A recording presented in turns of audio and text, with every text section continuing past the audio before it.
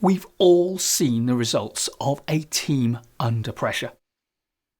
Relationships can become dysfunctional and the work starts to suffer. We see demotivation, dips in productivity, mistakes, and drops in the quality. I want to explain what's going on when this happens and the solution. And I want to explain it using an example from my experience.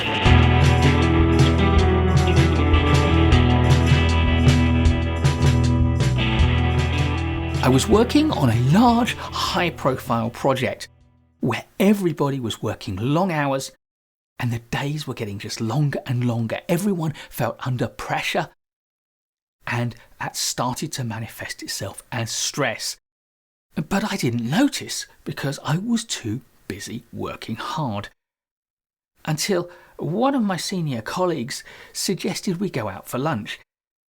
I didn't have a lot of time, but I decided it was a good idea to go out with him. Over lunch, he shared with me his concern that it had used to be a great place to work, but now it felt just miserable coming into work.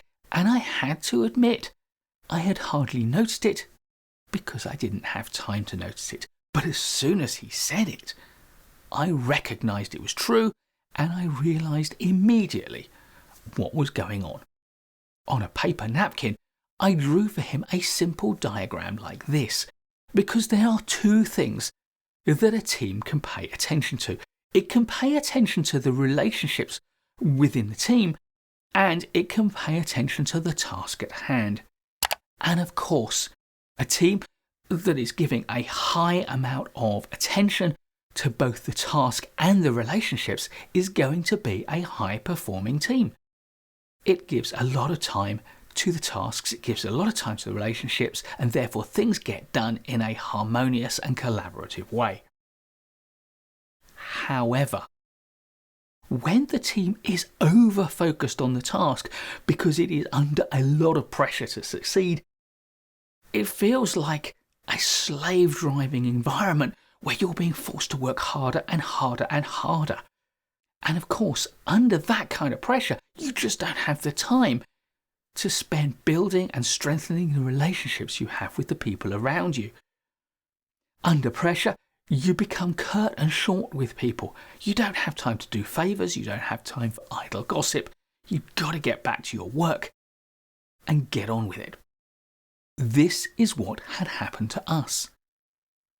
The pressure of the looming deadlines meant we were working longer and longer hours, we were getting less and less sleep, we weren't taking proper time to eat carefully and eat well, and of course the result was that we were starting to snipe at one another. We weren't being collaborative, we just had our eyes down and a silo mentality to get on with our own work so that we could get it done and get back at the end of the day. Of course, this isn't the only thing that goes wrong with teams. Teams can also find that there isn't enough work. And at first, that's great. We pay attention to relationships, we strengthen those relationships, and that fills our time.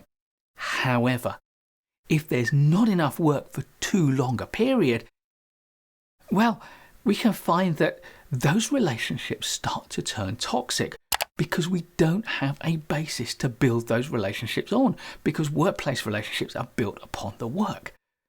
So we start to moan about the organisation and we start to moan about each other. And eventually those relationships really do start to turn toxic as people find out what we've been saying about them. So it is true, of course, that if there is too much workload, it puts a team under stress, but it is also equally true that if there isn't enough work, the team is also under stress, a different sort of stress. There's a saying in English that the devil makes work for idle hands.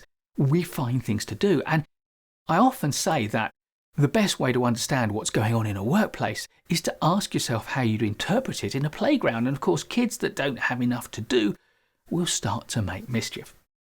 And of course, if the relationships start to diminish, we can find ourselves very much in the bottom left-hand corner of this diagram. We've gone from navel-gazing, picking the fluff out of the corporate belly button, if you like, to a team that is completely rudderless without direction. there isn't enough work to do and the relationships are weak, which means that when there is work to be done, we don't have a basis of good, strong relationships to get the work done. Now, back to my example, where there was too much work and relationships were starting to suffer. What I suggested we do is that we finish work early one Friday afternoon and we take some time out. We set up a barbecue on the beach and we invited the whole team there to share the barbecue and some beers. And of course, at the end of the afternoon, we went to the bars, we had some more beers, and the next Monday morning, the atmosphere around the office was tangibly different. We had started to rebuild the relationships. We remembered that we got on well with one another. We enjoyed one another's company. It was a huge and diverse team, which meant that it was just a joy to work with that group of colleagues. And I would swear that by the end of the first week, we had recovered more time in increased productivity than we lost by taking the afternoon out. The team started to work well again together. Now, of course, if you've got the opposite problem and there isn't enough work, then as a team leader, your job is to find some work for your team to do to keep them occupied. Now, ideally, it is good, meaningful, worthwhile work. But if you can't find that, then find anything to keep your team occupied.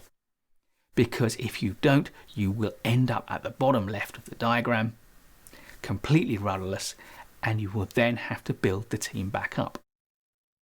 And of course, if you're going to do that, then the right way to do it is to start to build them up by giving them some work to do and help them to build the relationships through the work. Relationship building is not the first step in a team that has become completely rudderless. So, if you find your team under pressure, either because it has too much work or if it has not enough work, bear in mind this simple diagram and this simple assessment of what you need to do to move the team back to the high performance quadrant where the team is able to pay a lot of attention to both the relationships and the tasks. Please do give us a thumbs up if you've enjoyed this video. There'll be loads more great management content to come, so please do subscribe to the channel, and if you hit the bell, you won't miss any of it. I'll look forward to seeing you in the next video, and in the meantime, keep learning.